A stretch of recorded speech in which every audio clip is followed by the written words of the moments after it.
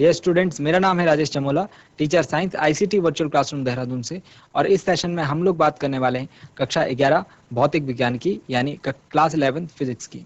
Dear students, अपनी पिछली classes में हम लोग चैप्टर 2 से रिलेटेड काफ़ी इंपॉर्टेंट टॉपिक्स को कवर अप करते हुए आ रहे हैं। यूनिट्स एंड मेजरमेंट यानी मात्रक और मापन में अपनी पिछली क्लास में हम लोग सार्थक अंकों के कॉन्सेप्ट को समझ रहे थे, यानी सिग्निफिकेंट फिगर को समझ रहे थे। आज की क्लास में भी हम इस डिस्कशन को रखेंगे कंटिन्यू, और सार्थक अंकों से संबंधित कुछ एग्जाम्पल्स को भी देखेंगे, कुछ क्वेश्चंस को भी देखेंगे, और फिर ये देखेंगे कि जब क्रियाएं संक्रियाएं की जाती हैं, मतलब कि जो ऑपरेशन करे जाते हैं, मैथमेटिकल ऑपरेशन, जोड़ घटाना गुणा भाग किए जाते हैं, तो उस स्थिति में हम सार्थक अंकों को किस प्रकार से लिखते हैं, किस प्रकार से नोट डाउन करते हैं। इसके अलावा जो नेक्स्ट टॉपिक हमारा होगा वो भी एक इम्पॉर्टेंट टॉपिक होगा, जिसमें कि हम राउंडिंग ऑफ करना सीखेंगे, तो वो भी इम्पॉर्टेंट है। आई होप कि आज की क्लास में ही वो टॉपिक भी हम लोग कवर अप कर लें, या फिर अगली क्लास में हम उसको कवर अप करने की कोशिश करेंगे। और जब ये पार्ट कवर अप हो जाता है तो इसके बाद हमारा one of the most important आपके क्लास 11th की फिजिक्स का पार्ट आने वाला है, जो कि है डायमेंशनल एनालिसिस, विमीय विश्लेषण।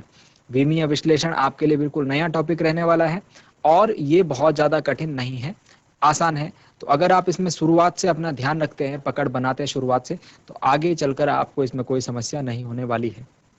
डियर स्टूडेंट्स, आई होप कि आप सब फिट फाइन और हेल्दी होंगे और बिल्कुल रेडी होंगे क्लास के लिए। आप लोग अपनी पोजीशंस ले चुके होंगे और कॉपी पेन आपके हाथ में होगा।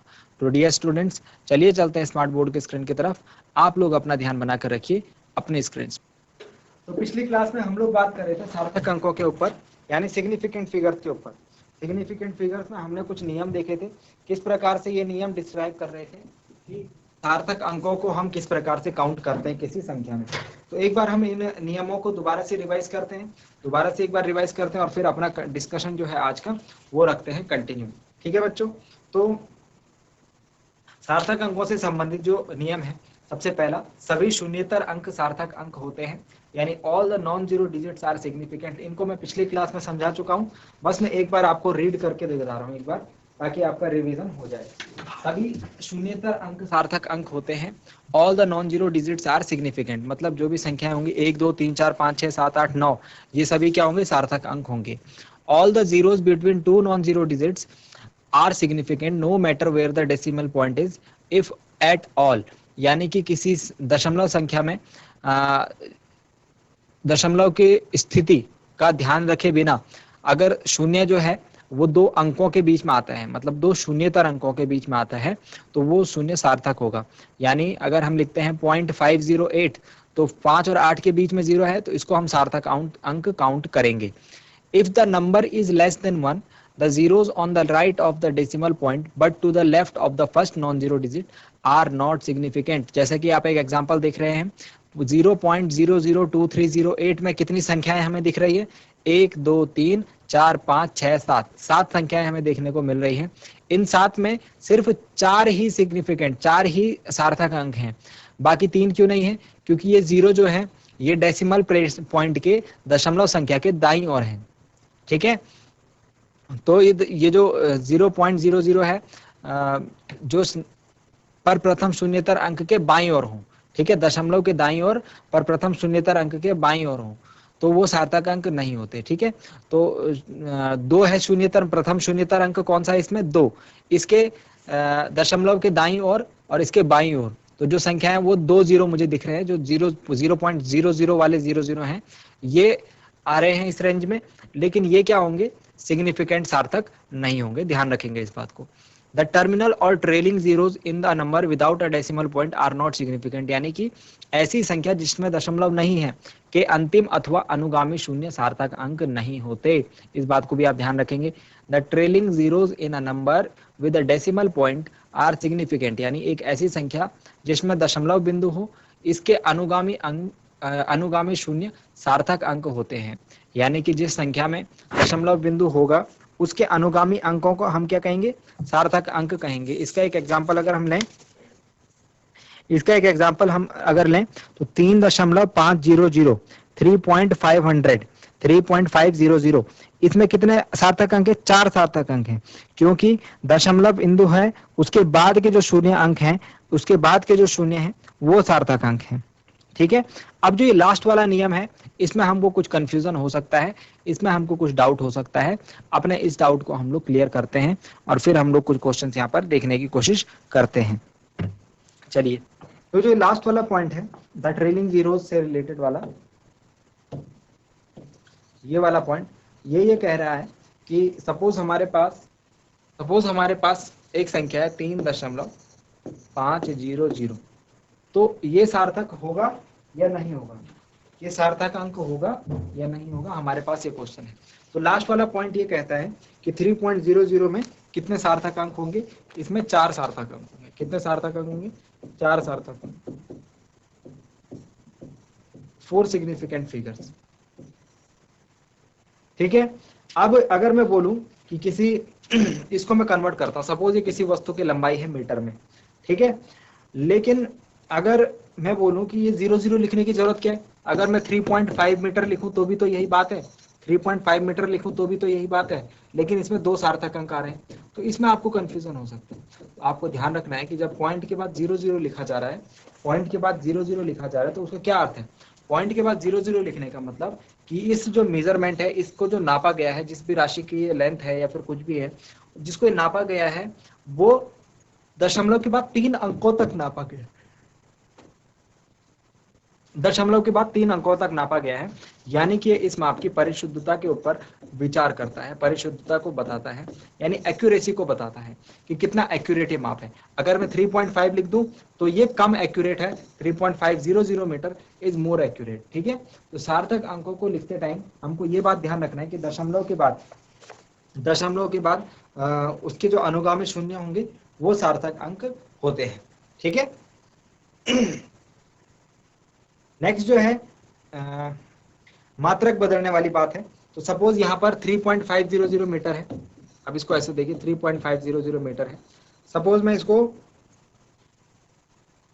सेंटीमीटर में लिखूंगा तो कितना हो जाएगा, 350.0 सेंटीमीटर,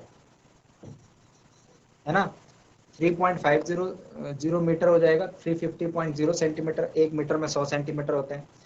और अगर मैं इसको किलोमीटर में लिखूंगा तो कितना हो जाएगा, 1000 से भाग कर देंगे तो 0.003500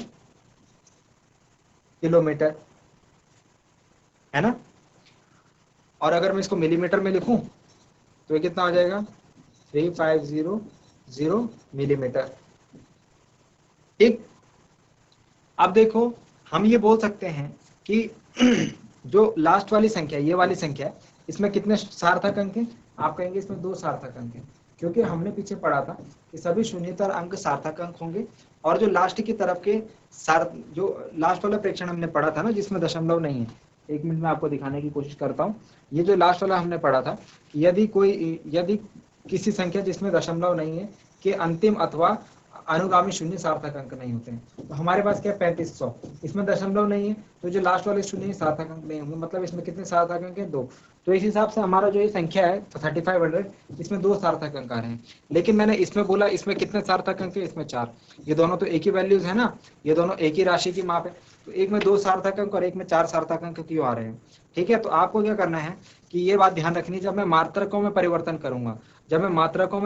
करूंगा तो सार्थक अंकों की संख्या में कोई भी परिवर्तन नहीं होता है। ठीक है। सार्थक अंकों की संख्या में कोई भी परिवर्तन नहीं होता है। इसके लिए हम एक नए कॉन्सेप्ट लाते हैं, जो जिसमें कि आपसे में से काफी सारे बच्चों को डाउट भी रहता होगा, वो है एक नए तरीके से हम लोग इनको लिखने की कोशिश करते हैं। तो हम क्या करते हैं,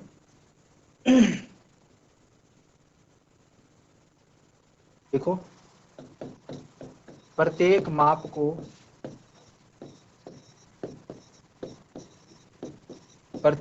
को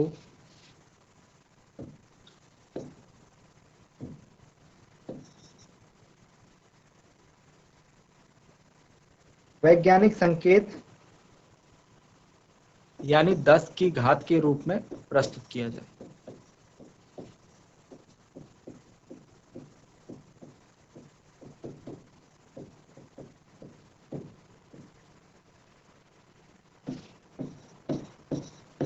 इससे क्या होगा, आपने देखा होगा हम लोग जो वैल्यूज लिखते हैं उसको लिखते हैं 10 की घात के रूप में, जैसे अगर मैं बोलूं कि जो पृथ्वी का व्यास है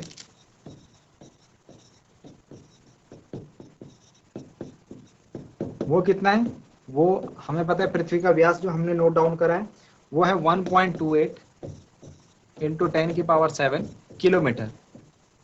ठीक है, तो हम इस रूप में लिखते हैं, 10 की घात के रूप में लिख रहे हैं। और यदि मैं हाइड्रोजन एटम की बात करूं, हाइड्रोजन के परमाणु का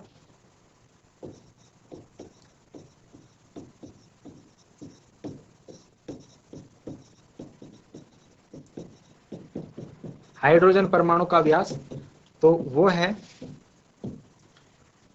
1.06 इंटू 10⁻10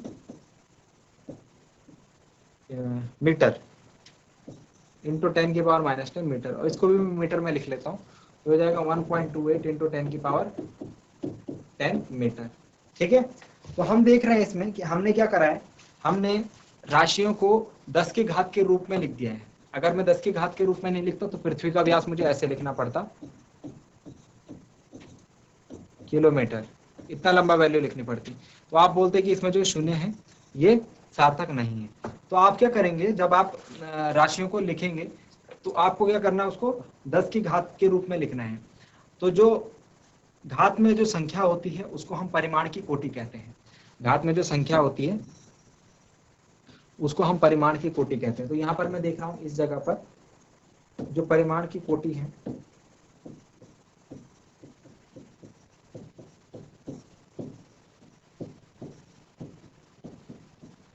बराबर कितनी, 10, क्योंकि घात में कितना लिखा हुआ है 10। और यहाँ पर अगर मैं बात करूं परिमाण की कोटि कितनी है,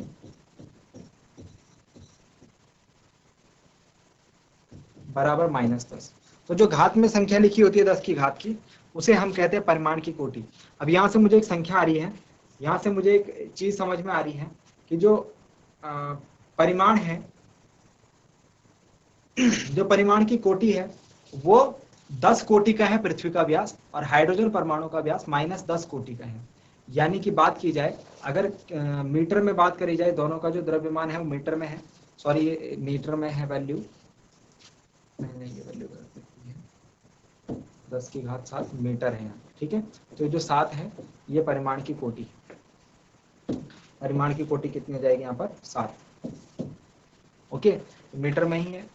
अच्छा, तो परिमाण की कोटि मुझे क्या पता लग रहा है कि पृथ्वी का व्यास 7 कोटि का परिमाण, पृथ्वी के व्यास का परिमाण 7 की कोटि का है, और हाइड्रोजन परमाणु का व्यास -10 की कोटि का है। यानी कि इनमें अंतर मुझे साफ साफ देखने को मिल रहा है, -10 से 7 इनके बीच में इतना अंतर है, मतलब कि कहूँ 17 कोटि का अंतर है। कितने, 17 कोटि का अंतर देखने को मुझे मिल रहा है। इससे हम क्या करते हैं, तो इसलिए हम क्या करते हैं, परिमाण की कोटि के रूप में यानी 10 की घात के रूप में उसको प्रस्तुत करते हैं, और पहले एक अंक के बाद हम दशमलव लगाते हैं। एक अंक के बाद हम क्या करते हैं, दशमलव लगाते हैं। ठीक है, एक अंक के बाद हम क्या करते हैं, दशमलव लगाते हैं। तो जब हम वैज्ञानिक संकेत में लिखते हैं तो इसके बाद हमें क्या होता है, इसके बाद हमें कोई समस्या नहीं होती है किसमें, सार्थक अंकों को फाइंड करने में। ठीक है, तो जो 10 की घात है ये तो कोई सार्थक अंक कैलकुलेट नहीं करेंगे, बस ये 3 सार्थक अंक होंगे। इसमें हमें पता लग जाएगा कितने सार्थक अंक है, 3 सार्थक अंक। इसमें भी कितने सार्थक अंक है, 3 सार्थक। आई बात समझ में, ये 10 की घात जो है इससे हमको फिर कोई लेना देना नहीं होता है सार्थक अंकों के मेजरमेंट में। ठीक है, चलिए नेक्स्ट है, एक से बड़ी बिना दशमलव वाली संख्या के लिए अनुगामी शून्य सार्थक अंक नहीं है। मतलब अगर संख्या एक से बड़ी होगी, एक से छोटी के लिए तो हमने देखा था ना, एक से छोटी के लिए हमने देखा था, क्या देखा था कि अगर एक से छोटी है तो दशमलव के दाईं ओर प्रथम शून्यतर अंक के बाईं ओर के शून्य सार्थक अंक नहीं होते। अगर वो एक से बड़ी है तो उसमें क्या होगा, एक से बड़ी है तो उसमें दशमलव वाली संख्या के लिए अनुगामी शून्य सार्थक अंक नहीं होंगे, यानी आने वाले जो शून्य है उसके आगे वो सार्थक अंक नहीं होंगे। और दूसरा पॉइंट ये, दशमलव वाली संख्या के लिए अनुगामी शून्य सार्थक अंक है। मतलब अगर दशमलव वाली, अगर मैं दो संख्या लिखूं 1.2300 तो इसमें 3 सार्थक अंक होंगे, और अगर मैं लिखूं 0.2300 तो इसमें 4 सार्थक अंक होंगे। ठीक है, ये कहने का मतलब है इस पॉइंट का। ठीक, तो एक से बड़ी बिना दशमलव वाली संख्या के लिए अनुगामी शून्य सार्थक अंक नहीं होते, और दशमलव वाली संख्या के लिए अनुगामी शून्य सार्थक अंक होते हैं। ठीक हो गया, एक से छोटी संख्या में दशमलव के बाईं ओर लिखा शून्य कभी भी सार्थक अंक नहीं होता। ठीक है, एक से छोटी संख्या में सपोज ये संख्या मेरे पास 0.1250, तो दशमलव के बाईं ओर लिखा शून्य कभी सार्थक अंक नहीं होता। ठीक है, तो दशमलव के बाईं ओर जो शून्य लिखा होगा मैंने, वो कभी सार्थक अंक नहीं होगा। सॉरी, बाईं तो इस तरफ है, ये वाला शून्य, इस शून्य की बात कर रहे हैं। ठीक है, तो वो सार्थक अंक नहीं होता। किसी माप में ऐसी संख्या के अंत में आने वाले शून्य सार्थक अंक होते हैं। मतलब ये वाला शून्य तो सार्थक अंक होगा और ये वाला नहीं होगा। ठीक है, बाईं ओर वाला शून्य सार्थक अंक नहीं होगा। ओके, नेक्स्ट है गुणज या विभाज्य कारक, जो न तो पूर्णांकित संख्याएं होती हैं और न ही किसी मापित मान को निरूपित करती हैं, यथार्थ होती हैं और उनमें अनंत सार्थक अंक होते हैं। जो कि हमारे पास गुणक या विभाज्य कारक, मतलब जब हम मल्टीप्लाई या डिवाइड की बात कर रहे हैं, तो उसमें जो भी सार्थक अंक होंगे वो अनंत होंगे, और उसके लिए जो माप होगी वो क्या होती है, यथार्थ होती है, यानी कि ज्यादा प्रिसाइज होती है। ठीक है,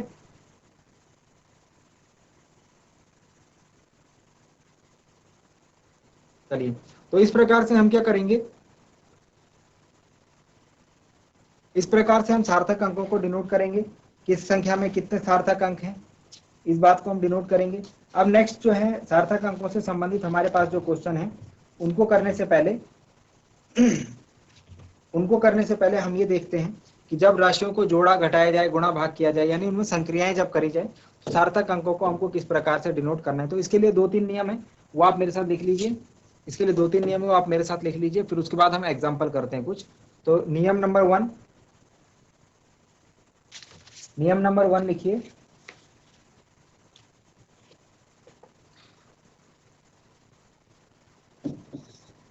संख्याओं के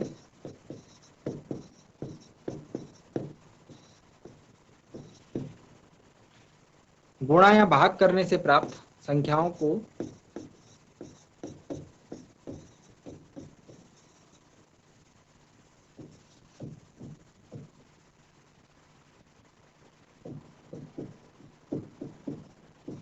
प्राप्त परिणाम में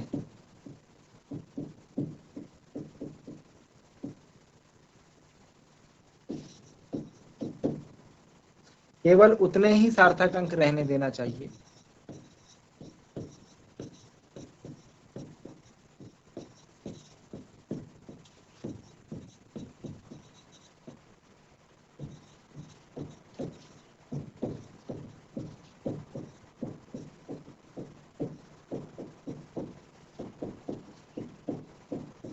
केवल उतने ही सार्थक अंक रहने देना चाहिए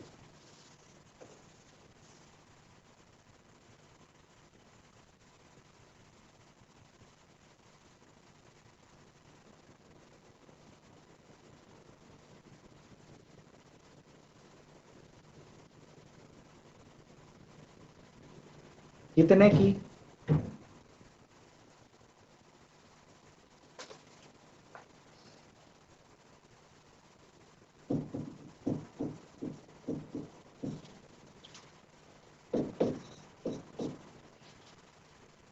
सबसे कम सार्थक अंकों वाली मूल संख्या में।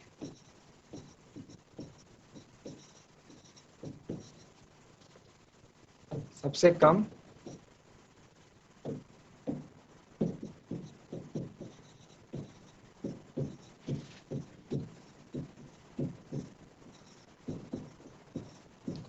सार्थक अंकों वाली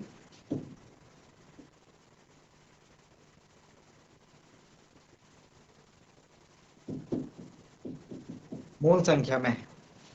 ठीक है, तो जैसे सपोज अगर हम बात करें एक एग्जांपल के थ्रू इसको समझते हैं। एग्जांपल यानी उदाहरण, हमको किसी वस्तु का द्रव्यमान दिया हुआ है। द्रव्यमान यानी मास, m इज इक्वल टू 4.237 ग्राम, और आयतन भी दिया हुआ है हमें उस वस्तु का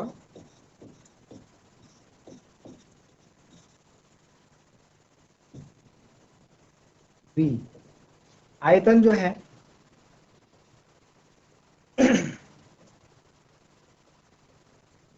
2.51 सेंटीमीटर क्यूब। हमें उस वस्तु का घनत्व निकालना है, डेंसिटी। अब ये बात आप जानते हैं, घनत्व बराबर द्रव्यमान बटे आयतन होता है, तो आप आराम से इसको फाइंड आउट कर सकते हैं। तो सूत्र लगाते हैं,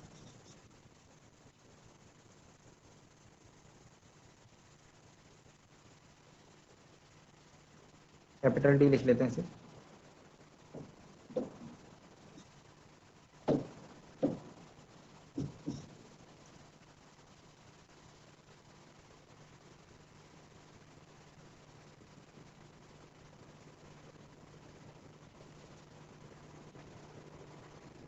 द्रव्यमान बटे आयतन।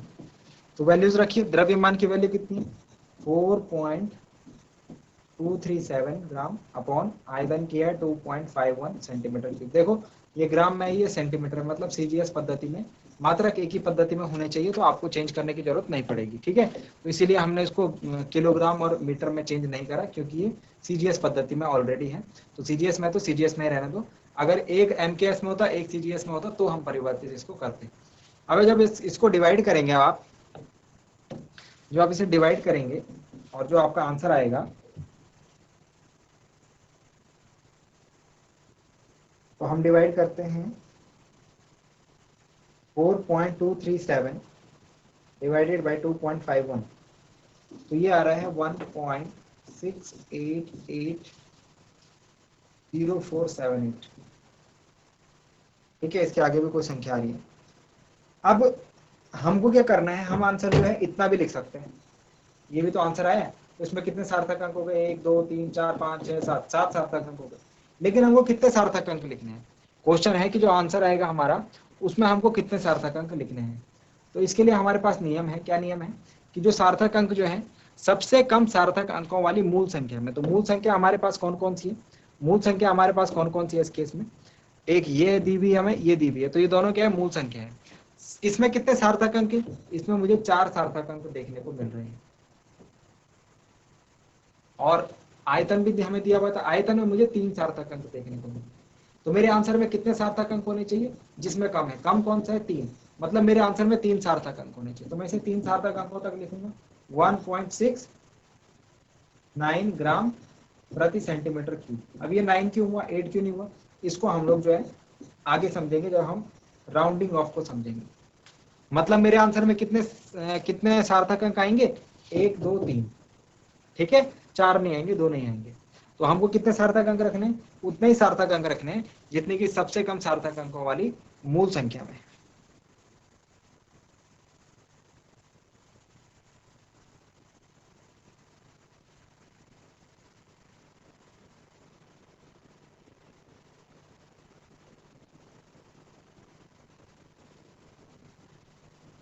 आई बात समझ में, नोट डाउन कीजिए इसे।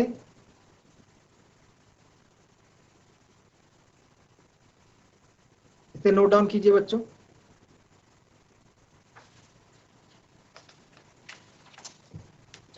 जो दूसरा नियम है,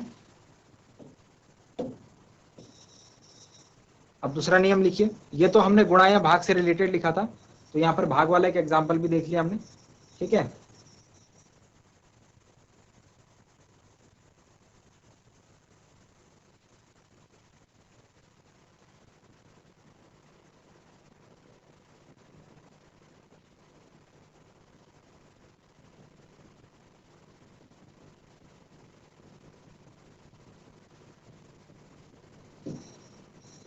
चलिए नेक्स्ट जो है हमारा सेकंड पार्ट लिखिए।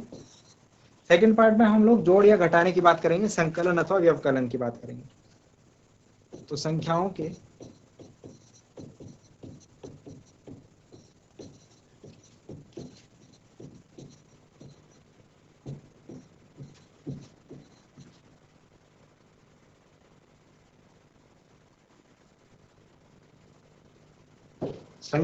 संकलन अथवा व्यवकलन में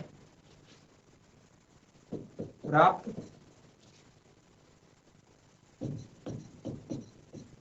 अंतिम परिणाम में, प्राप्त अंतिम परिणाम में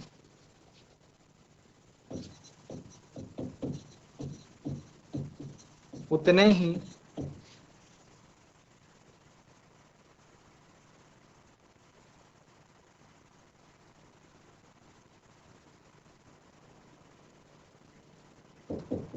सार्थक अंक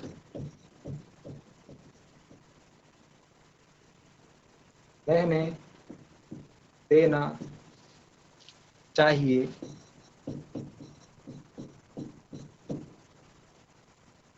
कितने की सबसे कम सार्थक अंक वाली मूल संख्या में।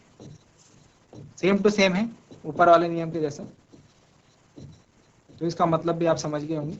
जितने की सबसे कम अंकों वाली, सार्थक अंकों वाली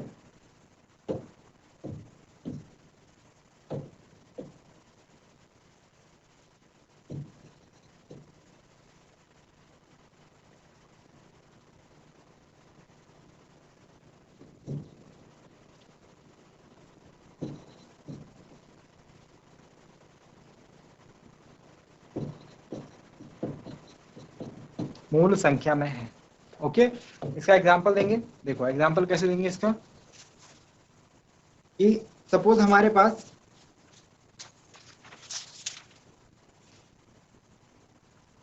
हमको ये जोड़ना है 436.32 ग्राम प्लस 227.2 ग्राम प्लस 0.301 ग्राम। अब इनको जोड़िए, कितना आएगा आंसर। जब हम इन्हें जोड़ेंगे तो हमारा जो आंसर आएगा वो आएगा 1 0 2 3 to 5 and 3 8, फिर उसके बाद 7 3 कैरी 1 6, तो हमारा आंसर आएगा ये, ठीक है 663.821 ग्राम। लेकिन हमको इसमें क्या लिखना पड़ेगा आंसर में। आंसर में हमें क्या लिखना है, आंसर में हमें लिखना है 663.8 ग्राम, ये हमारा आंसर होगा। This will be our answer. क्यों, क्योंकि दशमलव के बाद कितने सार्थक अंक हैं, 4 सार्थक अंक। 4 सार्थक अंक क्यों है, क्योंकि इसमें कितने सार्थक अंक मुझे दिख रहे हैं 5, इसमें मुझे कितने सार्थक अंक दिख रहे हैं 4, इसमें मुझे कितने सार्थक अंक दिख रहे हैं, इसमें मुझे कितने सार्थक अंक दिख रहे हैं,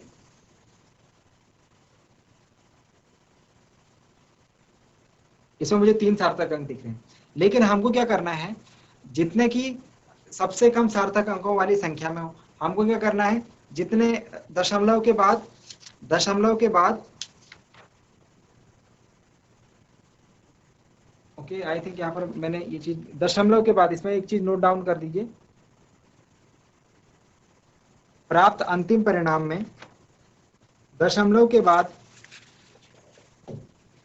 इसमें एक चीज नोट डाउन कर लीजिए, मैं दशमलव के बाद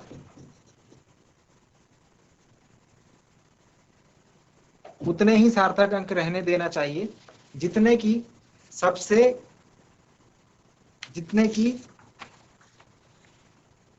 कम सार्थक अंकों वाली, दशमलव के बाद, यहां पर भी दशमलव के बाद सबसे कम सार्थक अंकों वाली मूल संख्या में है। दशमलव के बाद देखिए कितने सार्थक अंक हैं, यहाँ पर मुझे 2 सार्थक अंक दिख रहे हैं, यहाँ पर मुझे 1 सार्थक अंक दिख रहा है, और यहाँ पर मुझे 3 सार्थक अंक दिख रहे हैं। तो सबसे कम किसमें, इसमें। तो हमारे आंसर में भी दशमलव के बाद 1 सार्थक अंक होना चाहिए, ठीक है। तो दशमलव के बाद 0.8 तक हमने लिखा, दशमलव के बाद सिर्फ 1 सार्थक अंक को हम लोग नोट डाउन करेंगे। तो ये था डियर स्टूडेंट्स सार्थक अंकों से संबंधित हमारे पास क्वेश्चन, ठीक है। और नेक्स्ट जो पार्ट है उसमें हम समझेंगे अनिश्चित अंकों का पूर्णांकन,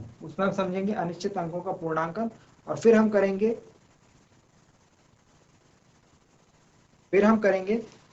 इस वाले पार्ट को क्लियर। तो जो बातें यहाँ पर लिखी आई होप आपने नोट डाउन कर ली हो, इसको मैं क्लियर कर रहा हूँ।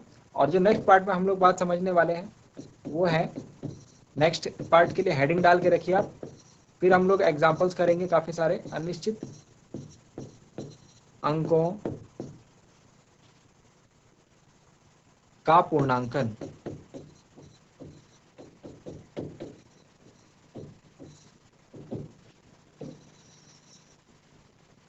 यानी क्या बोलते हैं इसे, rounding off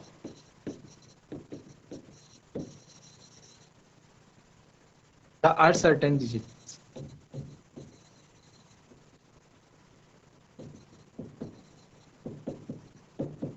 rounding off the uncertainties. Okay, so it was all बच्चों. So dear students, I hope कि आज की क्लास में जो बातें आपको बताई वो समझ के आपको कुछ अच्छा लगा होगा, कुछ नई चीज आपने सीखी होगी और आपने आज की क्लास को एंजॉय किया होगा. अगली क्लास में हम लोग मिलते हैं एक नए और इंटरेस्टिंग टॉपिक के साथ. क्लास से जुड़ने के लिए आप सभी का बहुत बहुत धन्यवाद. Thank you very much and have a nice day.